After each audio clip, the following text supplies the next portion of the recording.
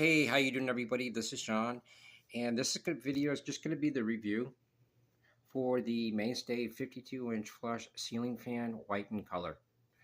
Okay, so I purchased a ceiling fan for my bedroom, and actually, it's a pretty good ceiling fan. It's a little bit larger version for the 42-inch ceiling fan. It's really nice.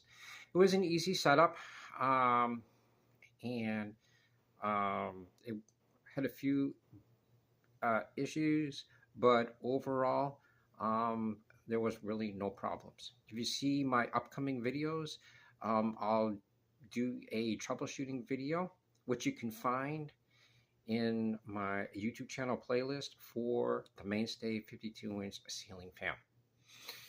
So it's nice. Like I said before, it's just a little bit more of a larger version than the 42-inch. But overall, I'm happy with it. Once the ceiling fan gets old, I'll be replacing it with a much nicer one. But overall, I'm satisfied with this one.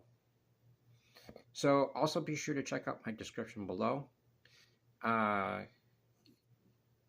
it'll give you a much more description, and then also you can go to all the playlists. You can see the manual for this ceiling fan, unboxing, see the different parts, and the testing.